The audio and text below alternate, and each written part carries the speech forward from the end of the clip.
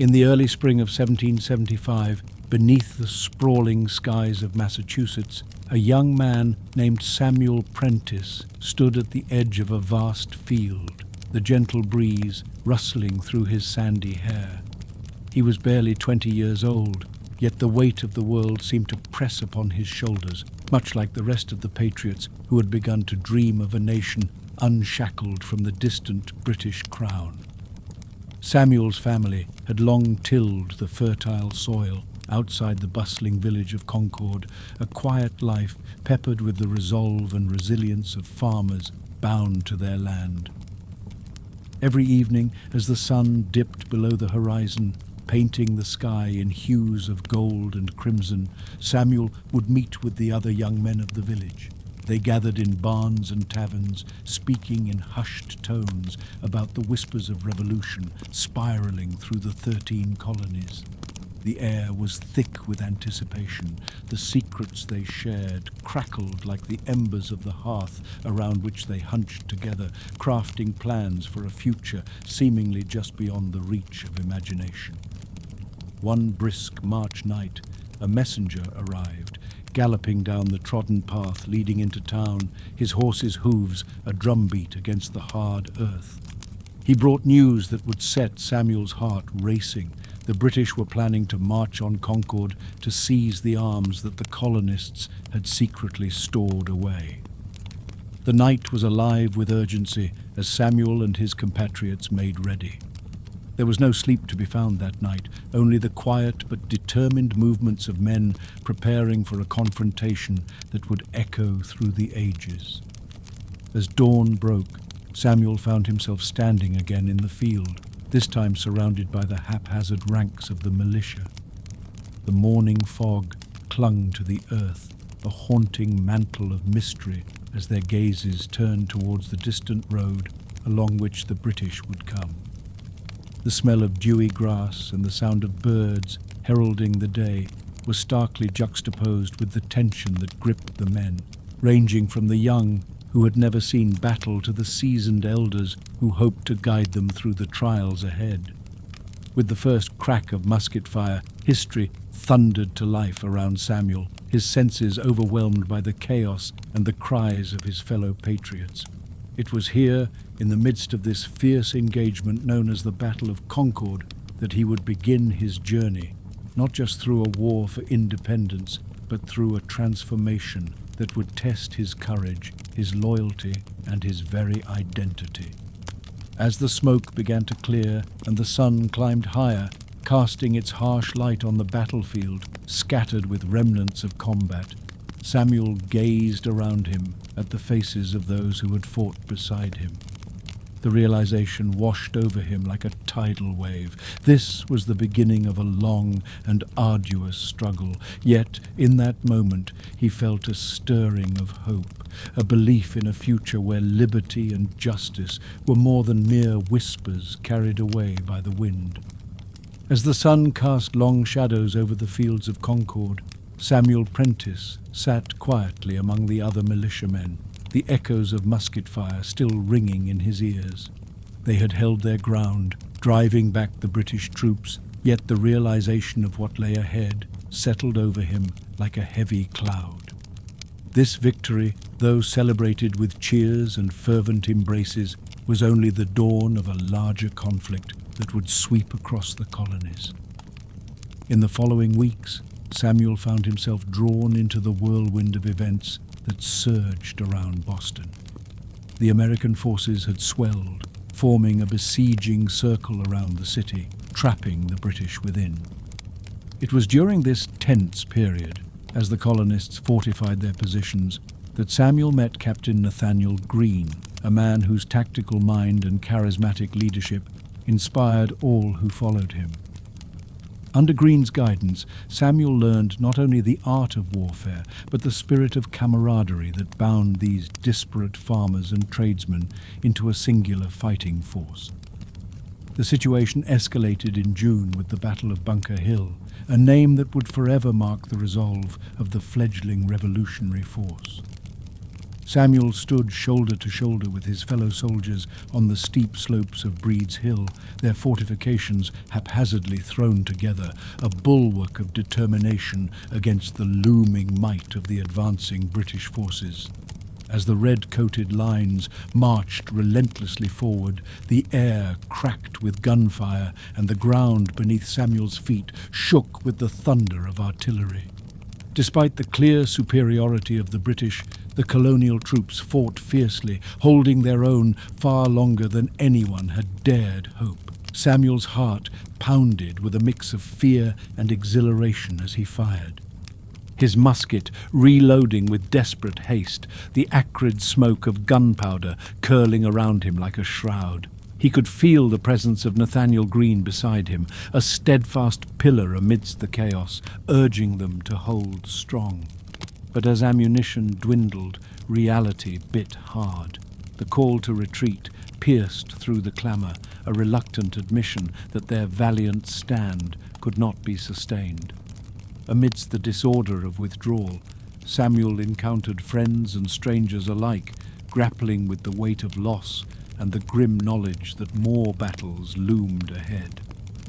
That night, as the weary and battle-scarred colonists regrouped, the significance of their efforts seemed to blaze anew within Samuel's heart. Though they had been forced to abandon the hill, they had inflicted heavy casualties on the British, proving to the world and themselves that they were a force to be reckoned with. The name Bunker Hill became synonymous with the undying spirit and tenacity of those fighting for freedom. As he lay beneath the starry sky, surrounded by the snores of his comrades, Samuel was filled with a profound realization. This struggle was about more than just land or rights. It was about a burgeoning identity, a shared dream that united them in their quest for independence. His journey alongside Nathaniel Greene and the others had just begun, and Samuel knew with unwavering certainty that he would stand with them until that dream was realized, no matter the cost. As the long, hot summer of 1776 approached, the winds of change swept fiercely through the American colonies. Samuel Prentiss found himself amidst the thrumming energy of Philadelphia, a city alive with soul-stirring speeches and debates that would shape the future of a nation. He had journeyed here with Nathaniel Greene, who had been called to lend his voice to the growing chorus demanding independence. The atmosphere was electric as men of vision and fiery conviction gathered at the Second Continental Congress. Samuel watched from the shadows of Independence Hall, his heart swelling with pride and anticipation. Among the delegates, the eloquence of John Adams and the solemn resolve of Benjamin Franklin commanded the room, while the young and brilliant Thomas Jefferson labored over the draft of a document that would declare their intentions to the world. On the blistering day of July 4th, Samuel stood outside the hall, joined by throngs of onlookers who crowded the cobblestone streets.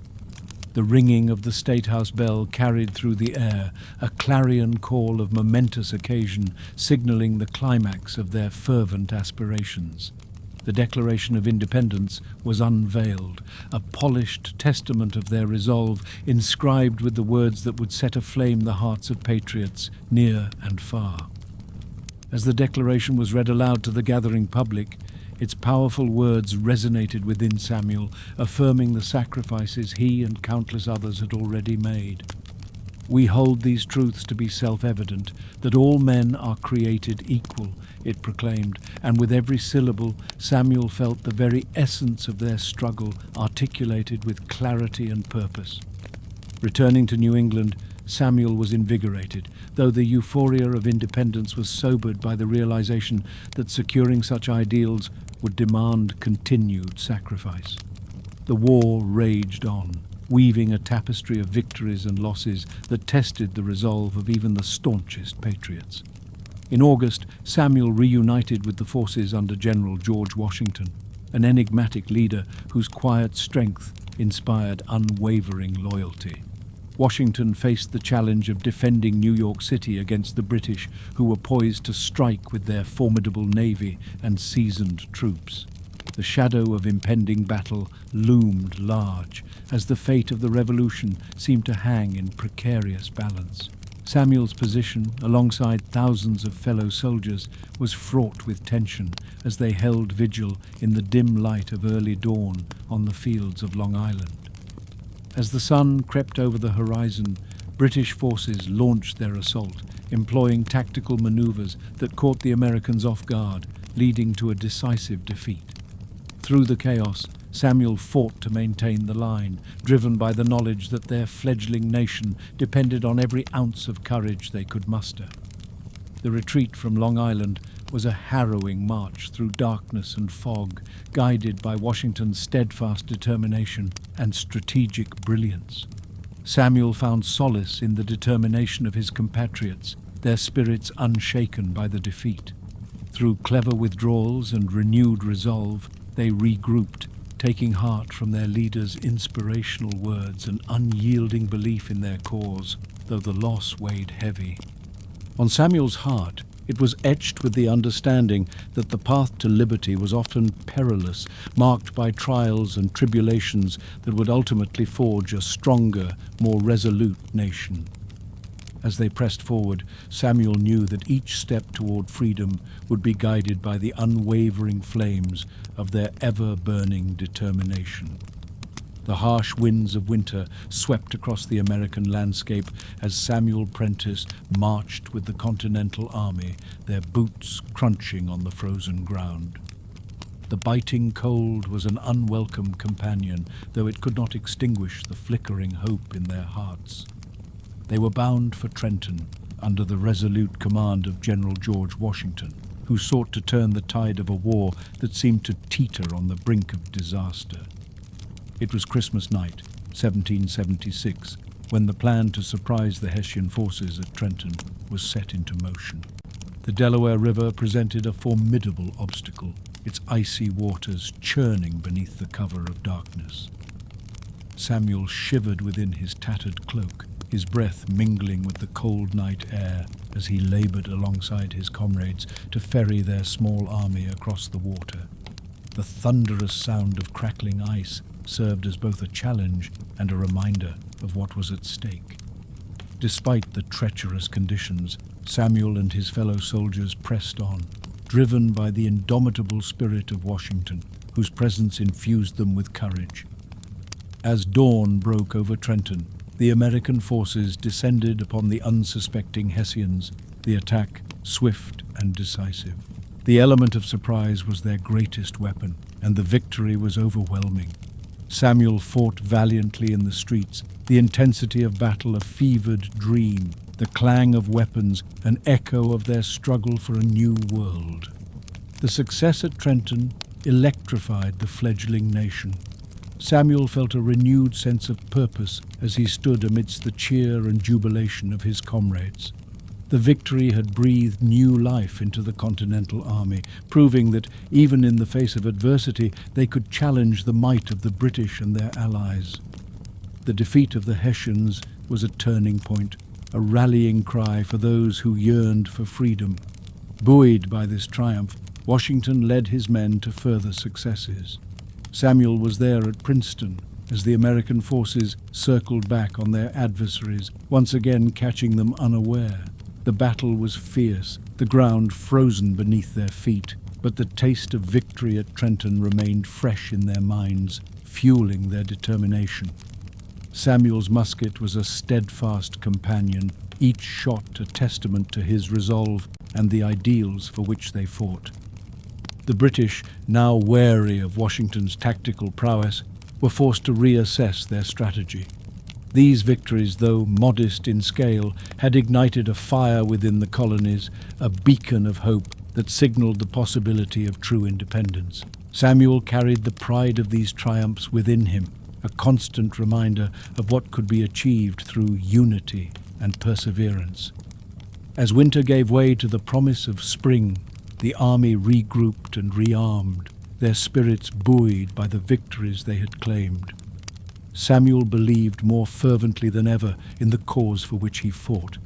The seeds of independence had taken root, nurtured by the efforts of men who refused to yield even in the darkest of times.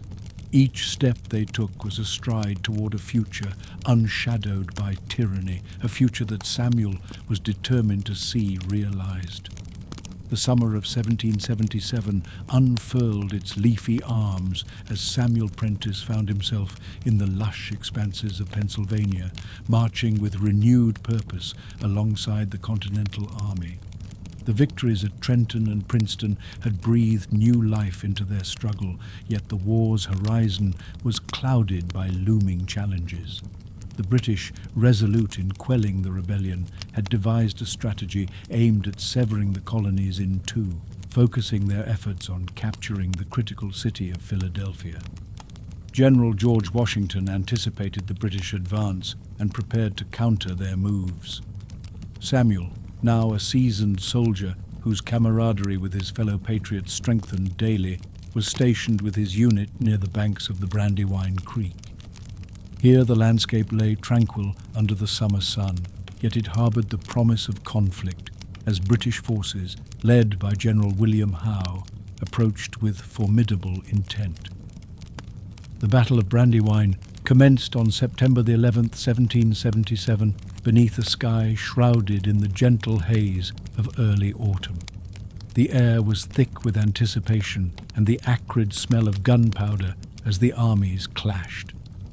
From his position among the American ranks, Samuel fought against the tide of redcoats with a fierce resolve. The battle was a sprawling confrontation, the landscape echoing with the cries of men, the thunder of artillery rending the air. Despite their tenacity, the Americans were outmaneuvered.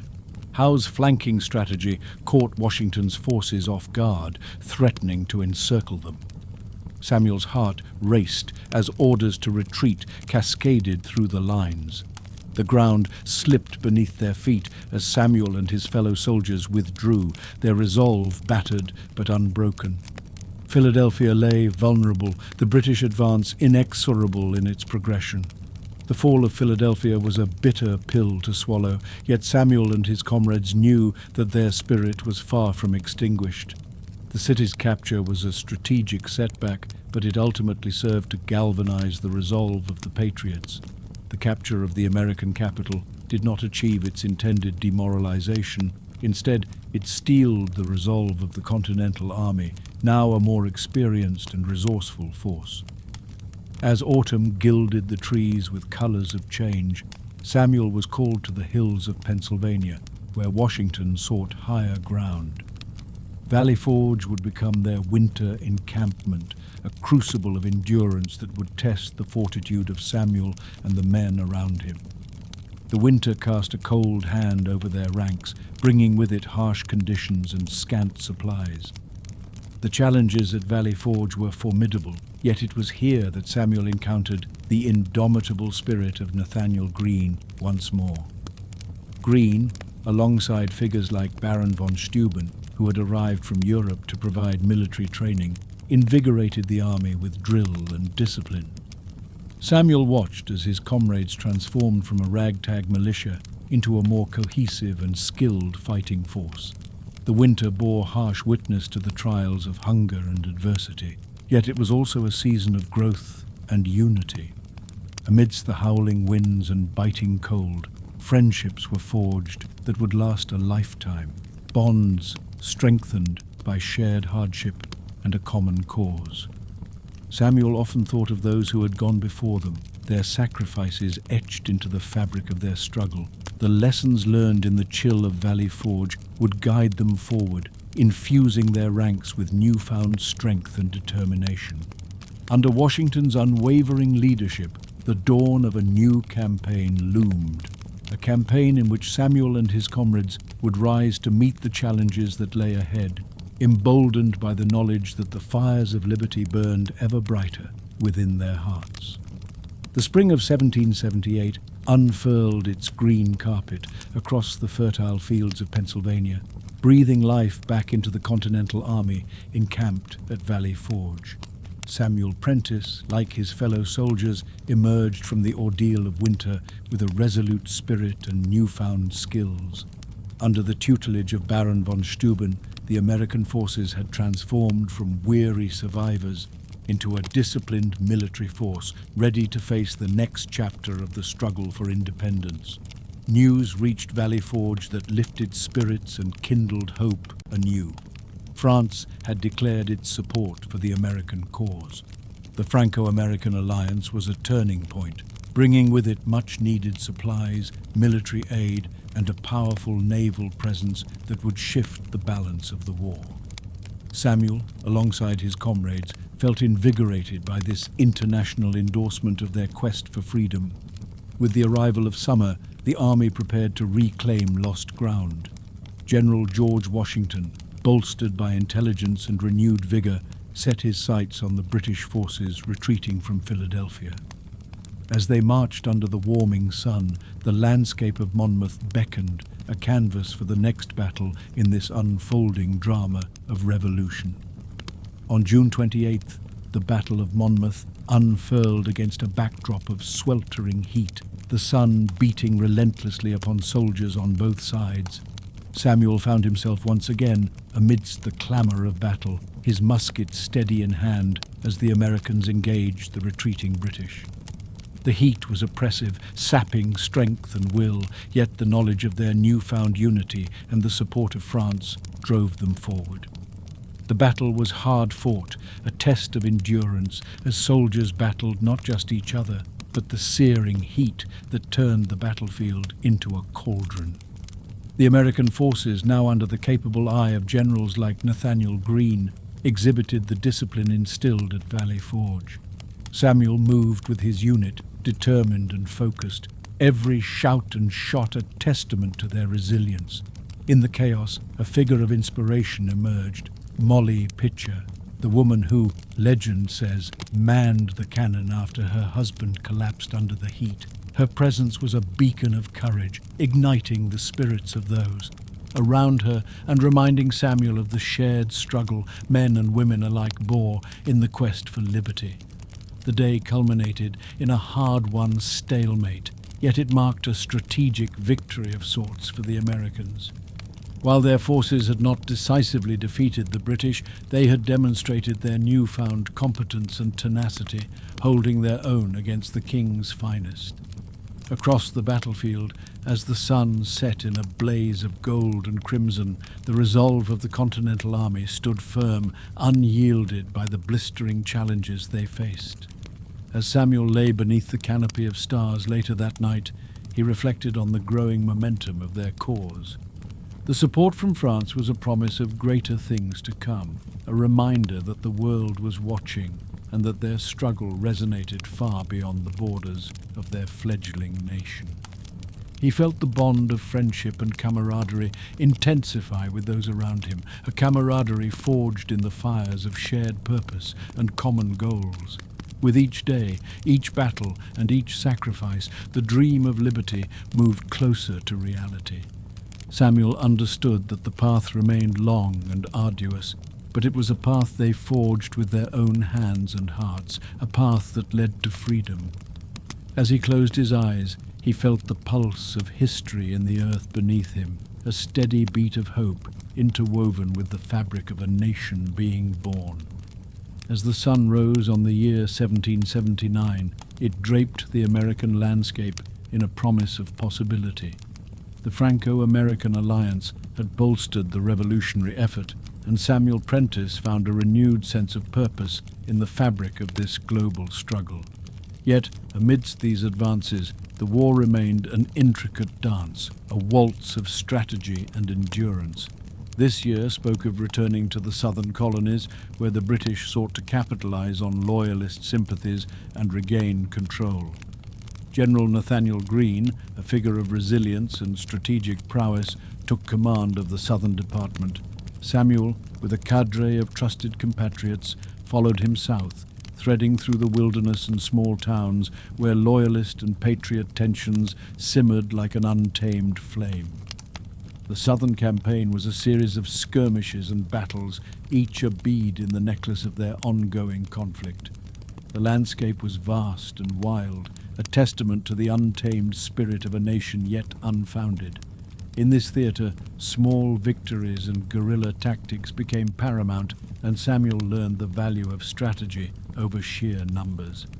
The ingenious hit-and-run tactics adopted by fighters like Francis Marion, the Swamp Fox, inspired Samuel and his fellow soldiers.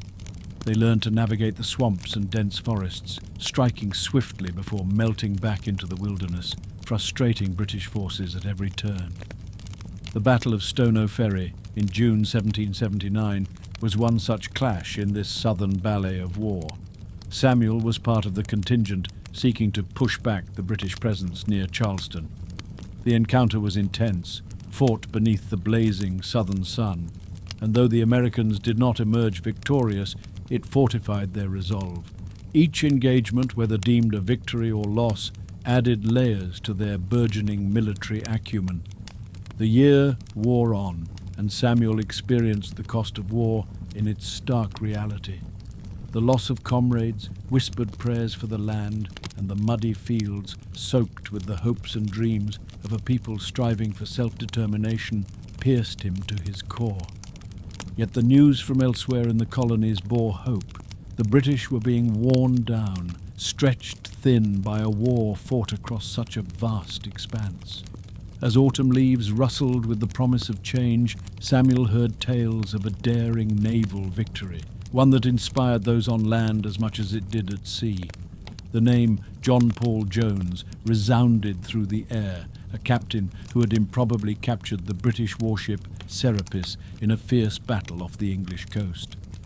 His defiance, showcased in the legend of proudly declaring, "I have not yet begun to fight," became a mantra for the tenacious spirit of revolution. Samuel took solace in these stories of grit aligned with valor, of men like himself rising to the call of an emerging nation. The revolution was not just a series of battles, but a series of moments, each one reinforcing their belief in the cause of liberty. With the arrival of winter, the Southern campaign continued, a testament to the determination of those unwilling to concede. The experiences of 1779 had hardened Samuel, but they had also uplifted him. The knowledge that freedom's birth demanded patience and sacrifice infused each day with purpose. As the fire of independence burned brighter, Samuel prepared to face the coming trials with unwavering courage, knowing the sinews of a new nation were being woven within the hearts and minds of its people, both at home and across the world. The dawn of 1780 shone upon the American Revolution with an air of solemnity and determination. Samuel Prentiss, a seasoned veteran of countless skirmishes, found himself immersed in the chaotic tapestry of the Southern campaign. The British, under the command of General Cornwallis, had set their sights on the South, hoping to tighten their grip and squash the rebellion at its perceived underbelly. Charleston became a focal point of strategic importance. Its capture would be a blow to the American cause, severing crucial supply lines and morale. Samuel watched as the siege of Charleston unfolded, a harrowing sequence of events that tested the mettle of both the city's defenders and the Continental Army. Through the mist of early May, the city fell after weeks of relentless bombardment and blockade, its defenses overwhelmed by superior forces. The defeat was a bitter dose of reality, but it also sparked a fire of resistance in the hearts of Southern patriots. As Samuel retreated with his fellow soldiers, the gravity of the loss weighed heavily on him, yet he knew it was not the end. Amidst the tumult, General Nathaniel Greene took to the field with strategic brilliance that would define the Southern campaign. Greene understood that in this vast land, with its challenging terrain, conventional victories were not the sole key to success. Attrition and cunning could dismantle the British hold just as effectively. Samuel witnessed this strategy unfold through a series of skirmishes and battles that retold the essence of perseverance. From the stalemate at the Battle of Camden, he learned the harsh lessons of war and the necessity of adaptation. The Americans regrouped quickly, avoiding large set-piece battles, choosing instead to strike when and where they held the advantage. In August, as the sun baked the South Carolina soil, Samuel encountered a pivotal ally in these endeavors, Daniel Morgan, a formidable leader whose tactical acumen would soon turn the tide. Together, Greene and Morgan laid plans that wove deception and guile into their maneuvers across the Carolinas. In these engagements, the landscape itself became a weapon, its rivers, dense forests and swamps forming a natural ally in their fight. As the year unfolded, Samuel participated in harrying the British through relentless pursuits, even as the war dragged both sides through the mire of exhaustion. The hit-and-run tactics frustrated Cornwallis's forces, draining their strength and resolve, an invisible siege of relentless movement and psychological warfare that slowly unraveled once absolute certainty. The tales of local militia rising to carry on the fight whenever the regular army pulled back painted a picture of a people steadfast in their quest for liberty. The spirit of resistance ran deep here, rooting itself in every hill and valley, every town and farm. Samuel's resolve deepened with each skirmish, underpinned by the quiet determination of those around him, civilians and soldiers alike. As 1780 drew to a close, Samuel was imbued with the knowledge that the fight for independence was not alone carried by swords and muskets, but by strategy, unity, and the unyielding belief in the future they sought to create. The South, full of shadows and challenges, also held opportunities and hope, a battleground where every victory, however small, contributed to the larger mosaic of freedom's dawn. With the new year beckoning, Samuel understood that he stood on the precipice of change, ready to face the trials ahead, with the stalwart knowledge that he was part of something much greater than himself, a revolution drawing ever closer to its defining moment. The crisp winter air of early 1781 carried with it a renewed sense of urgency and determination for the Continental Army as they maneuvered through the tangled terrain of the Carolinas. Samuel Prentiss, now a seasoned veteran of many campaigns, found himself in the company of General Nathaniel Greene, whose strategic finesse had begun to unravel the tightly wound British efforts in the South. This year, pivotal in determining the trajectory of the war, would be marked by a series of crucial engagements. The first of these was the Battle of Cowpens in January, a clash that would showcase the cunning of American tactics against British might. Daniel Morgan, with a shrewd understanding of his opponent's strategies, lured the overconfident Lieutenant Colonel Banastre Tarleton into a trap. Samuel was among the ranks at Cowpens, his heart pounding as the American forces executed Morgan's brilliant double envelopment. With the British drawn in by the apparent retreat of militia forces, the Continental soldiers awaited in disciplined lines, their musket fire precise and devastating.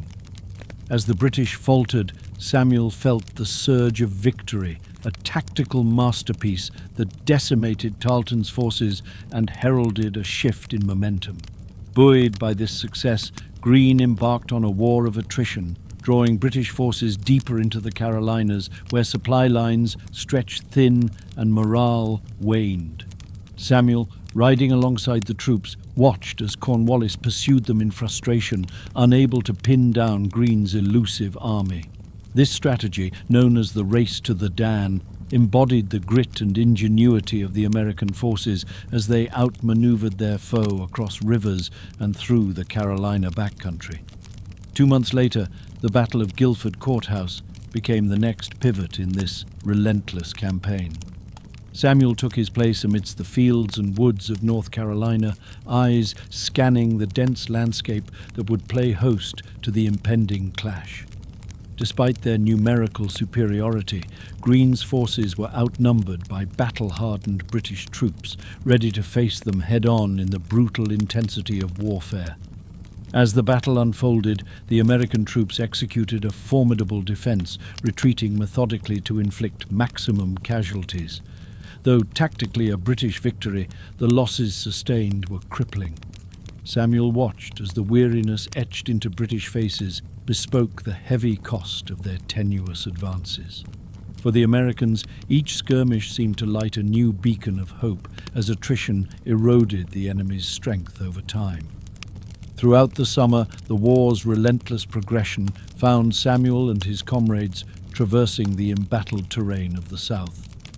The British abandoned significant positions, relocating northward towards Virginia.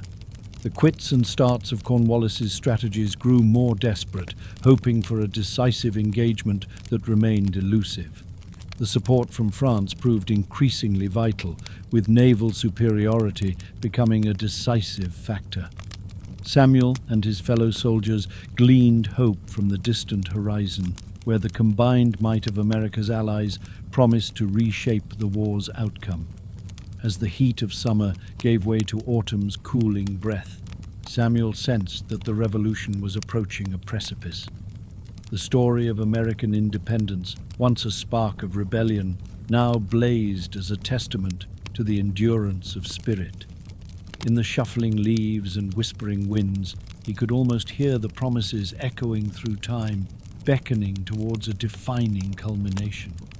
The coalescence of years of sacrifice, strategy, and unwavering faith would find its zenith as Samuel and the Continental Army prepared for what he sensed might be their last great confrontation, a moment etched upon the horizon where destiny awaited their fledgling nation. The autumn sun of 1781 cast its golden light upon the Virginia countryside, where history's scroll unfurled a decisive chapter. Samuel Prentiss, a veteran in both years and experience, now joined the Continental Army and their French allies on the final campaign that would mark the denouement of their arduous struggle for independence. The convergence upon Yorktown was a sight to behold, as the French fleet, commanded by Admiral de Grasse, established a blockade, sealing off escape by sea for Lord Cornwallis and his beleaguered British forces. It was a symphony of strategy, as General George Washington and the Comte de Rochambeau coordinated the movements of their united armies, marching resolutely southward, hearts brimming with anticipated victory. Samuel found himself amidst this confluence of warriors, the miles melting away beneath their determined march towards Yorktown, a place that whispered the possibility of freedom to all who tread upon it. The British had fortified their position reluctantly, trapped between the advancing Allied forces and awaiting reinforcements that would never come. As the siege began, Samuel was swept into the careful choreography of artillery and entrenchments. From his position, he could see the grand display of might from both sides, the disciplined efficiency of the Allied forces working as one. The night skies were painted with the fiery arcs of cannon fire, the ground trembling with each concussive impact as they slowly tightened their hold around Yorktown. The assault was relentless, with trenches digging ever closer to the British defences. Samuel took his place with his brothers in arms, advancing by night, the rhythmic clink of their shovels a testament to their silent resolve. They grew accustomed to the dance of attack and defence, each step bringing them nearer the heart of the enemy stronghold. As October arrived, the crescendo of battle intensified. A pivotal moment came with the capture of redoubts 9 and 10, key fortifications that had guarded the British perimeter. Samuel and his fellow soldiers, buoyed by adrenaline and the camaraderie forged in countless battles, charged the earthen walls. Amidst the smoke and chaos, the cries of victory rose above the din as bayonets glinted in the firelight, securing a critical foothold. The ensuing days saw the noose draw tighter. Samuel marveled at the coordination of French and American artillery, each cannonade dictating terms to Cornwallis's beleaguered forces. The weeks of siege had sapped British strength and will, their situation growing increasingly dire. Then, on October 19th, 1781, the moment that Samuel and his comrades had fought through darkness to see, Cornwallis, with no other recourse, surrendered. The sight was surreal. the ranks of British soldiers marching out, laying down their arms to the strains of a mournful tune. Samuel watched, emotions swirling within, as a newfound peace seemed to ripple through the air. The victory was celebrated with tears and laughter, a testament to the sacrifices and resilience that had carried them through the war. Samuel stood amidst a sea of jubilant faces, the dream of liberty finally within their grasp. The triumph at Yorktown was not just the close of a campaign, but the dawn of a new era. With the war's conclusion, Samuel contemplated the path that lay ahead for a nation eager to stand on its own. As he returned to his beloved countryside, he carried with him the lessons of perseverance, bravery, and unity, the very essence of the fight for independence. The American Revolution had been a journey of faith and trials, a vivid tapestry woven from the steadfast dreams of those who dared to imagine a world governed by the light of freedom.